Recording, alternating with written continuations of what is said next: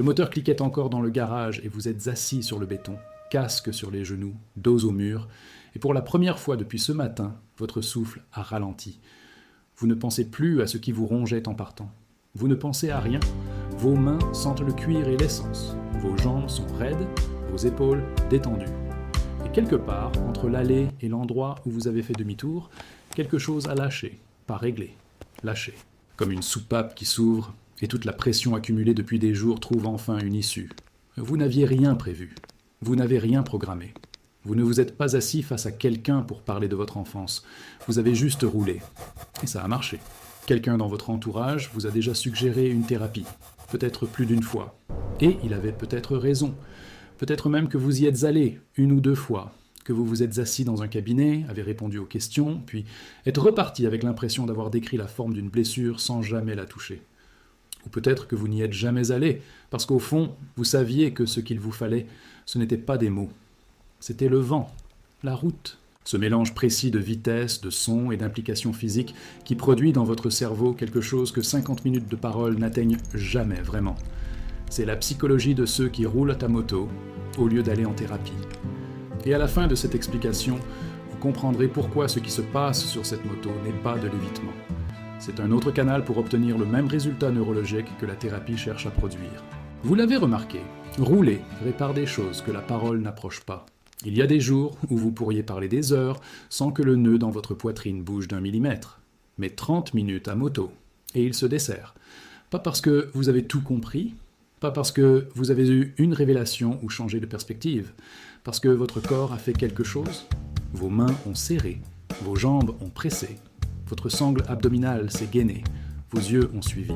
Chaque muscle de votre corps était engagé dans une tâche exigeant une implication totale.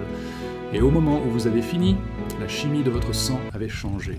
L'angoisse n'a pas été résolue, elle a été métabolisée par vos mains, par l'accélérateur, par la vibration remontée le long de vos avant-bras pour aller se poser quelque part dans votre colonne.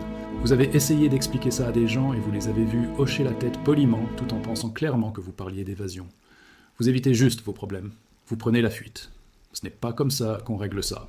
Et vous avez cessé d'expliquer, parce que l'écart entre ce qu'ils imaginent et ce que vous vivez est trop grand pour que les mots le franchissent.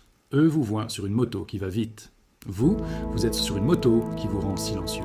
La vitesse n'a aucune importance. Le silence, c'est tout. Il y a aussi ce que vous avez remarqué entre le lendemain d'une sortie et le lendemain d'une mauvaise nuit à ruminer. Après une nuit à tourner dans le lit, à rejouer la même conversation, répéter le même argument, imaginer les mêmes catastrophes, vous vous réveillez épuisé et la chose est toujours là, parfois pire.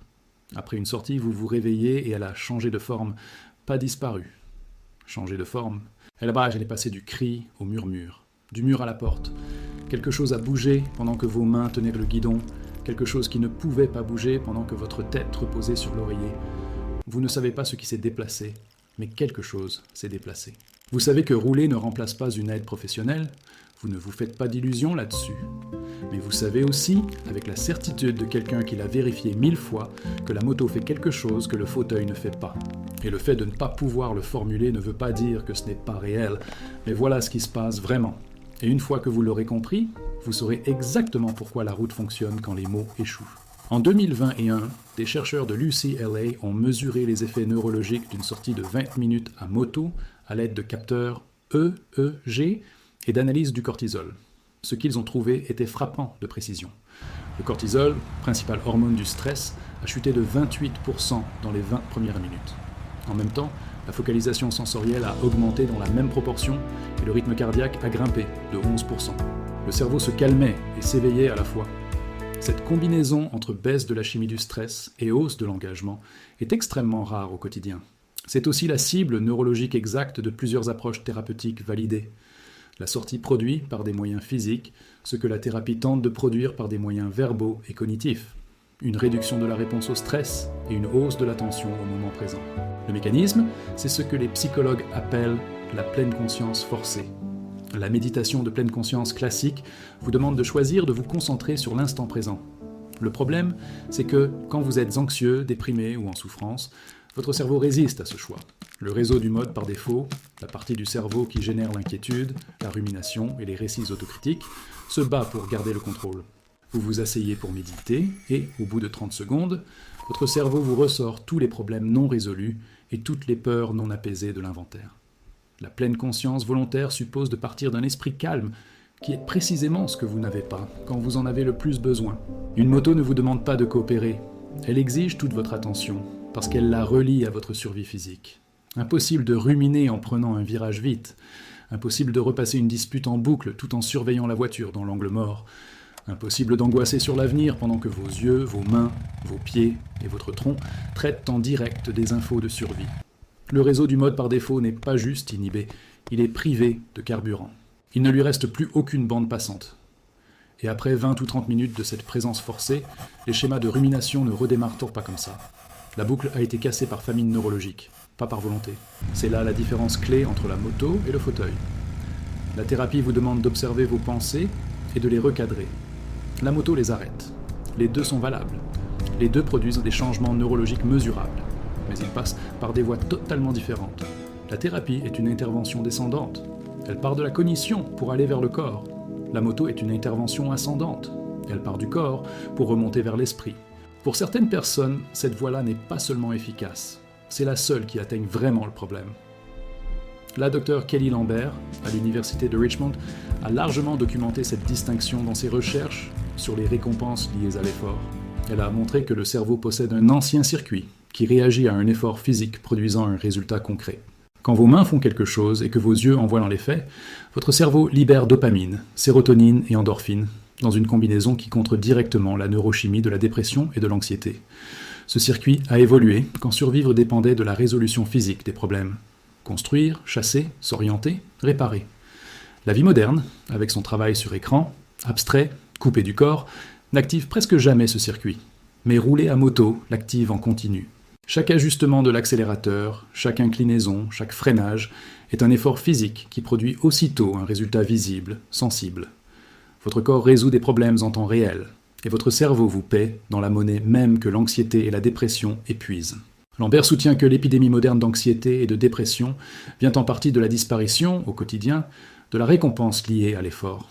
Vos ancêtres étaient anxieux, et ils construisaient quelque chose. Ils avaient peur, et ils fuyaient quelque chose. Ils étaient frustrés, et ils réparaient quelque chose.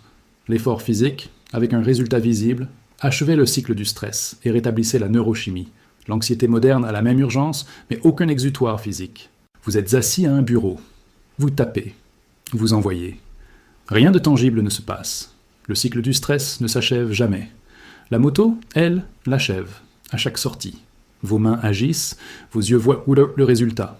Votre corps sent les conséquences. Le cycle se ferme, la chimie se réinitialise. Alors, quand quelqu'un vous dit que vous devriez parler à quelqu'un au lieu de juste rouler, ce qu'il ne comprend pas, c'est que vous ne choisissez pas l'option inférieure. Vous choisissez un autre mode d'accès au même résultat neurologique.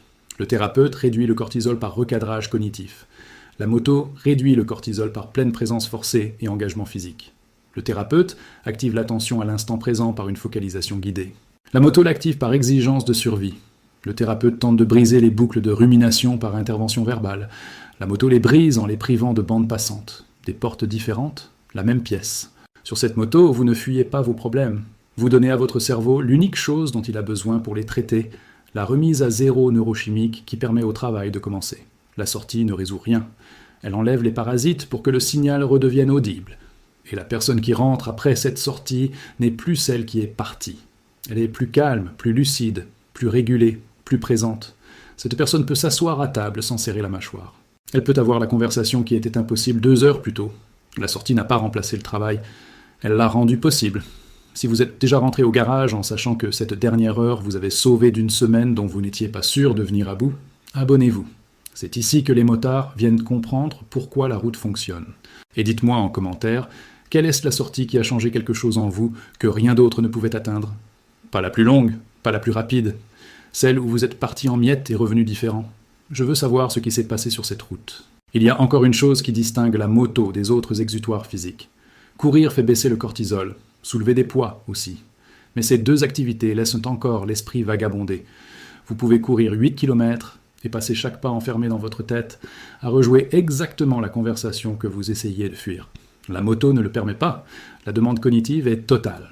Vos mains, vos yeux, vos pieds, votre tronc, votre équilibre, votre perception de l'espace, tout est occupé en même temps. La rumination n'obtient pas une part du temps de cerveau, elle n'a rien du tout. Et c'est ce déplacement total qui rend la moto plus efficace que la salle pour ce problème précis, la surpensée compulsive. La salle donne quelque chose à faire à votre corps pendant que votre esprit continue sa boucle. La moto donne quelque chose à faire au corps et à l'esprit en même temps. La boucle casse parce qu'il ne reste plus aucun processeur pour la faire tourner. Ce n'est pas de l'évitement, c'est de l'ingénierie.